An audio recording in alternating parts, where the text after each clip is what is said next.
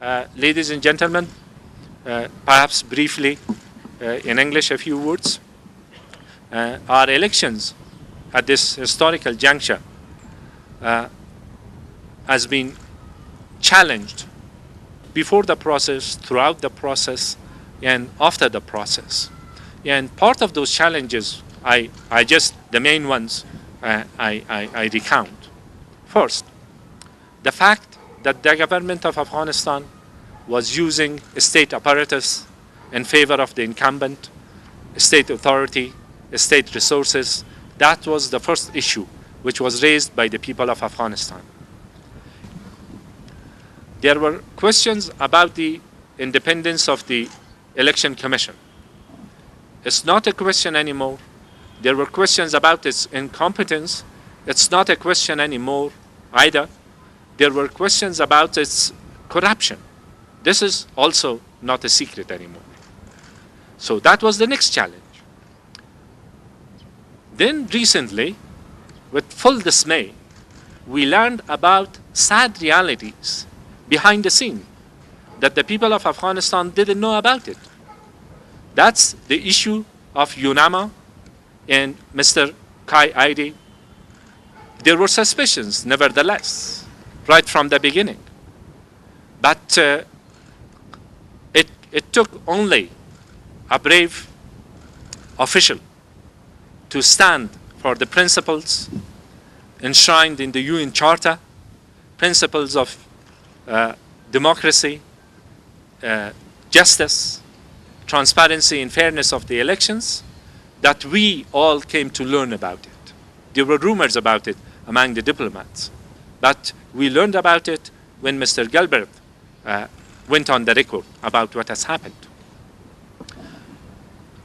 His remarks in what has happened in the past few weeks, before the elections, during the elections and afterwards, are posing serious questions about the neutrality of this mission led by Mr. Kai Aide.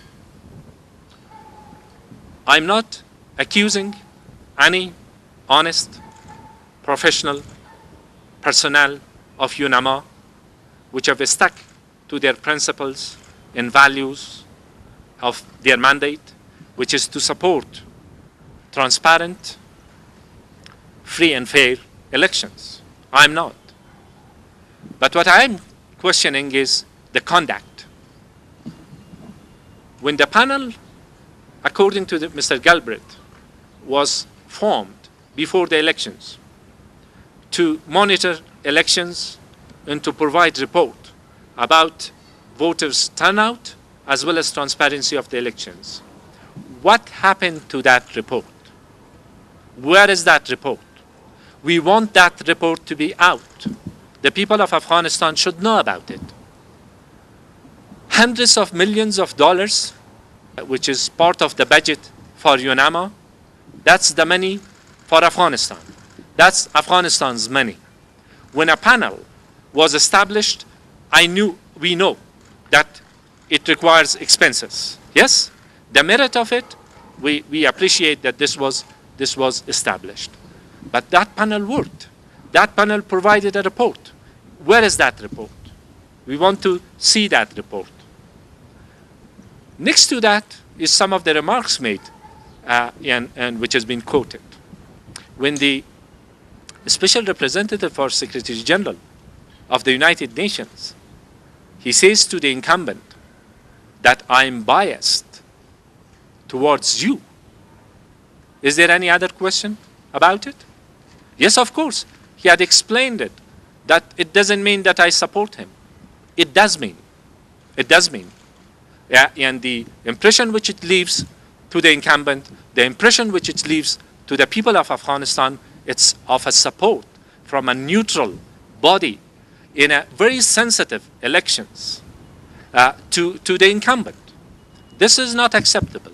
We need, as the people of Afghanistan, we need explanation about it. It's not just important for the people of Afghanistan to know about it. I think it is for the integrity of the United Nations as a whole as well. In other circumstances, allegations, claims, and challenges as such would have required investigation and in a thorough look into that, rather than dismissal of officials overnight. So that's for the United Nations to decide.